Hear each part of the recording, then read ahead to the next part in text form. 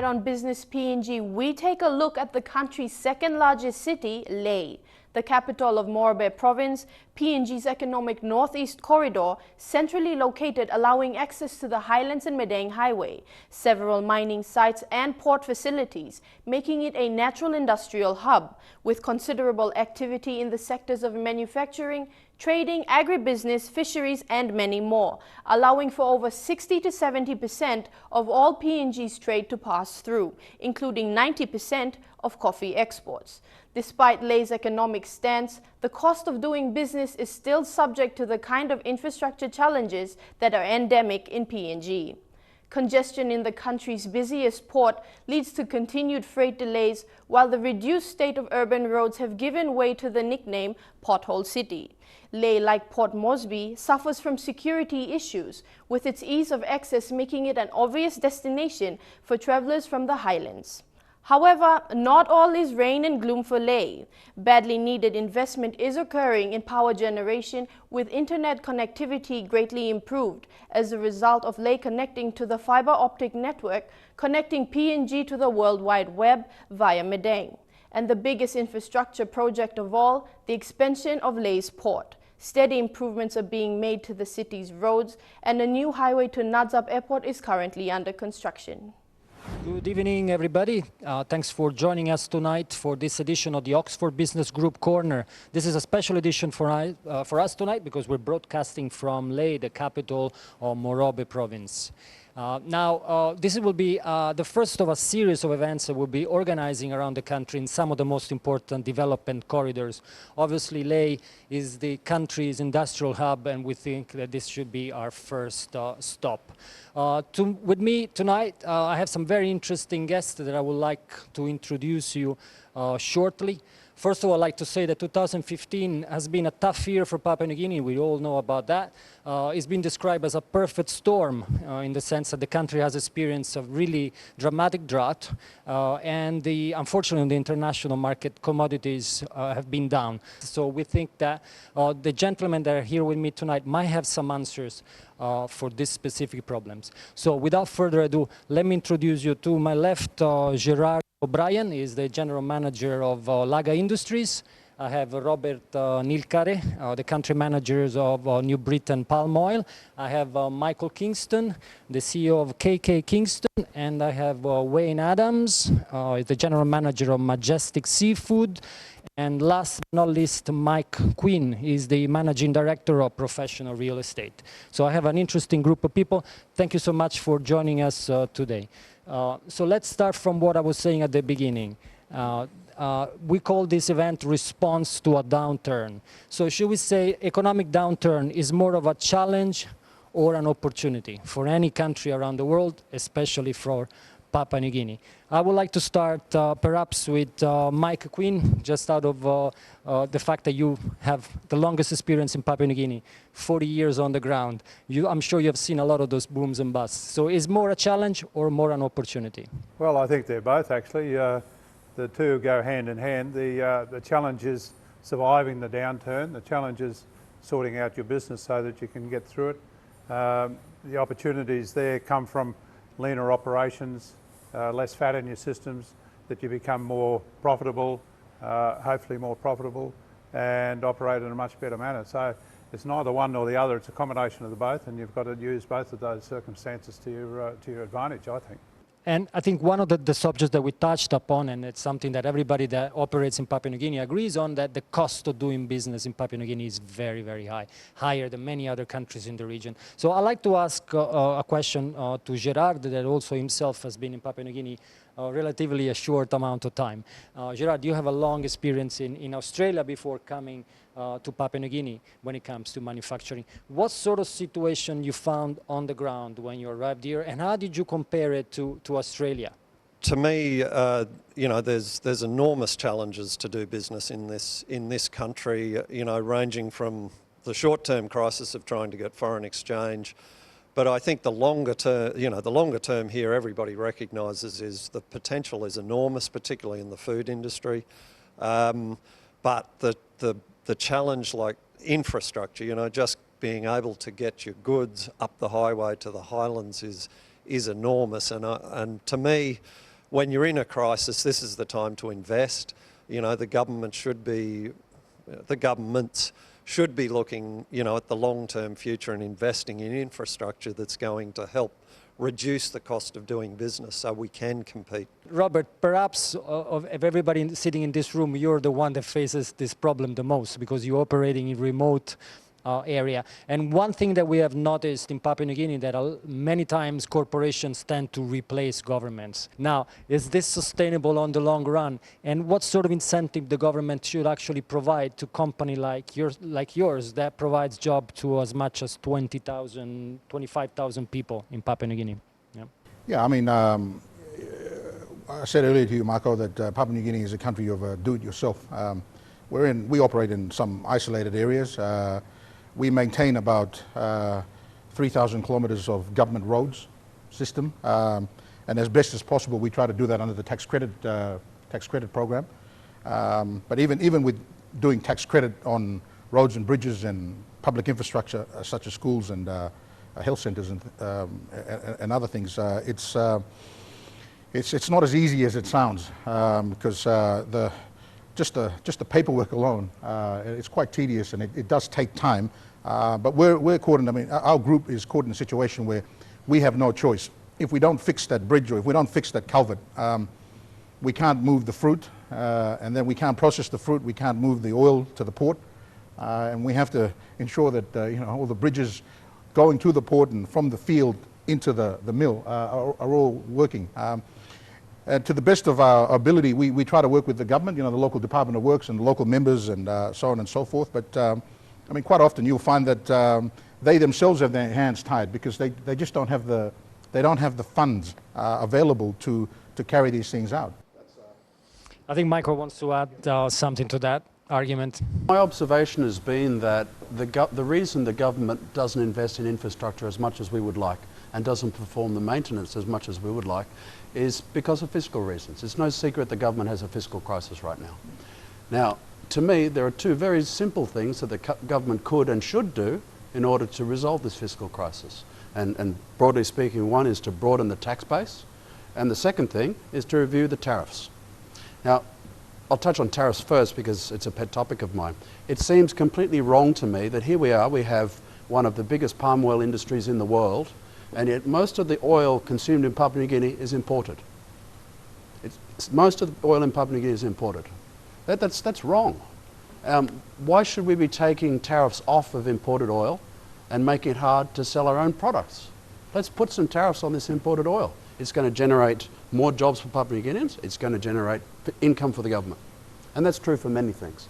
The second thing is broadening the tax base. And again, it's no secret that there are a very small number of companies that pay most of the tax in Papua New Guinea. There are a very large number of small and medium-sized enterprises that pay no tax whatsoever. Compliance is a major issue in Papua New Guinea. And if the government wishes to resolve its fiscal issues and to have the cash available to invest in this infrastructure, then it needs to look long and hard at compliance issues and make sure that every business in PNG pays its fair share. Join us after the break for a first-hand look into Lay's economy.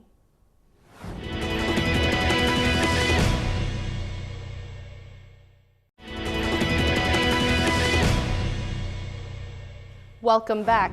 Oxford Business Group's editorial manager Marco Venditti had the opportunity to facilitate a panel discussion in Lay City, with the topic of dialogue being the Morobian economy. Making up the panelists were Lay's big league economy players, with representatives from KK Kingston, New Britain Palm Oil, the Professionals Real Estate and other key participants. Now, there is something that Michael told me before that I think it's interesting. You were saying we don't have a problem of law and order. We have a problem of unemployment. I think that's an interesting point. So maybe you want to stress upon that. Clearly, we do have a problem with all of the symptoms of law and order, whether it's robberies, break and entries, and so on. We have all those symptoms. But to me, those are symptoms of the fact that the vast majority of young people between the ages of 16 and 30 don't have jobs. They have no source of income. They have no productive output for their energies. And in that situation, what is a young man going to do? He's going to resort to crime. And most of the crime that we experience in Lay is acquisitive crime. It's about getting something. So I would put it to anyone who cares to listen that one of the great challenges facing Papua New Guinea is creating enough jobs for our people. Okay, it's hard to get employment statistics, but you know, if we were ever to achieve something like 90% employment in Lae, we would no longer have a law and order problem. That's a very good point. And Robert, you can testify to that because you're operating in remote areas where basically you're the only source of employment, really. And would you say that you could see that, you know, when there is unemployment, the crime inevitably goes down? Is it true? Do you have that direct correlation? That's why we actively go out to ensure that our smallholders, especially the village oil palm growers, the leaseholders, whoever we're dealing with, we actively ensure that as long as their plot is taken care of, you know, in terms of, and we've got a program there where we supply the fertilizer and basically manage the cultivation of their. If we don't do that, then there'll be a breakdown in society, the villages, and then, you know, if the people don't have anything to do, especially the young people in the villages, then they will, you know, they'll just resort to crime. I mean, the first thing they'll do is they'll just go straight after the company assets. You know, I mean, and so we have to actively engage with the community, and it's not just us. I mean, I guess it's you know, the sector, the renewable sector. I mean, the opportunity for employment is the industry that we're in, whether it's in fishing or agriculture. It's all, I mean, it's all there. We just have to. I mean, the government has to. I mean, it just sort of comes back to the government's management of the country again. I mean, it comes back to Michael's point about the protection tariffs. You know, why are we importing all these cheap things that we could produce here locally? One industry that is competitive, it is the canning industry. So perhaps Wayne, you want to say something about that? Yes, keep up on that. What I was going to say on that one is, we're talking about increasing jobs. One of the things that I don't see being looked at is the actual education process. We are educating a lot of people that will be educated unemployed people because we're not educating them to the jobs that are available. So I think some work needs to be done. We spoke earlier as a group about technical jobs. You can put a job in the paper for an accountant and you can get 20 people. You can put a job in the paper for a refrigeration engineer, a mechanic, somebody skilled, and you'll be lucky if you get 1 or 2 certified, competent people. And if we want to deal with the education crisis to reduce the crime, we need to be looking in the right avenues. Like, I'm working in a startup industry, basically. We did start in 2013. We do have 1,200 employees, and we're growing quickly. And there are other capacities doing the same thing. There's other factories going to start up in the fishing industry in the next 2 years. If we don't train the right people, if we don't have the right education processes, we will struggle. Unitech have only this year added a fish processing component to their Unitech processing, food processing course. They don't have a post-harvest course, and UFC are in a place that we can't get people to get training done. So if we're going to look at education, we need the education institutes in the right places, but also align people that are coming out of secondary school to the jobs available. We can't have a whole lot of IT professionals, accountants, going to his insular POM and working inside the egg. If we want to lower the employment, increase employment and lower the amount of what's going on. There's been a number of this company trickling into the system, and which they provide very little of that, very little of transfer of knowledge, very little training, very little transfer of capacity. And even here in Lae, we've seen a lot of that. So I'm looking at you, Mike, because you've seen a lot of cycles in the past, and this is fairly new to Papua New Guinea and to Morobe and Lae specifically. Do you think this is an issue, this is a problem, as opposed to international investors from Australia, New Zealand has been traditionally the international partners for Papua New Guinea that had a different approach, and also in relation to education and training? On the training side of it, it's very important to have quality training. There is a number of initiatives around Lae, for example, vocational centres, they call them TVET, and they're good in as much as they're giving people basic training in various trade skills and things like that, but we aren't able to take those people to the higher level. And I can recall, for example, Bougainville Copper, which used to be here many, many years ago. The quality of the tradesmen that came out of the training programs that Bougainville Copper, for example, had were exceptional. They were first world standard trained people. We don't have them here anymore. We have people that come through the vocational centres and they're doing a reasonable job, but they're not taking the training to the level that we need. So we have to look offshore to get the skills that we need to fix that. And this is where some of the larger corporations and the Ramush agri-industries and those sort of organisations that have have a significant size about them can do in-house training, but we need to have training for people outside of the larger employers so that people can be adequately trained to a first world standard. We don't want to continue to settle for mediocrity. We need to be achieving or aiming for first world. I spent a fair bit of time on the physical planning board here in Lae trying to see things develop. And on that board I kept saying to people, why should we plan for third world standards? We need to be planning and trying to achieve first world standards, and that's across the board. Quality of our infrastructure, the training of our people, across the board. Aim for first world, not aim for mediocrity. And this is where situations like the financial scenario that we're experiencing today makes you have a look very, very critically at who you've got doing the various jobs that you have in your business, and you've got to work out how you can get maximum performance out of those people. A bit more training here, a bit more skill improvement there. But investing in your staff and in your employees, to my mind, is the best way to work out of a whole.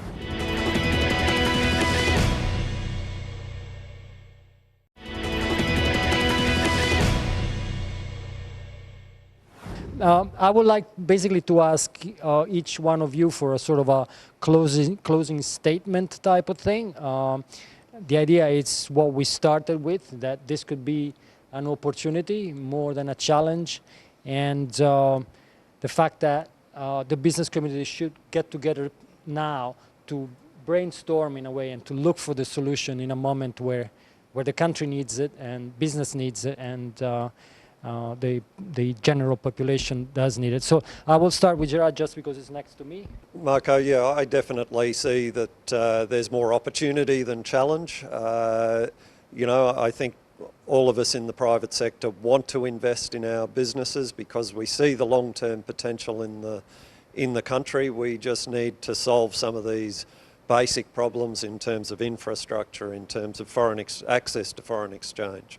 Law and order, education. So, you know, they're all very clear and present dangers to the environment that we work in. But long term, the investment opportunity here is fantastic. You go ahead. Yeah.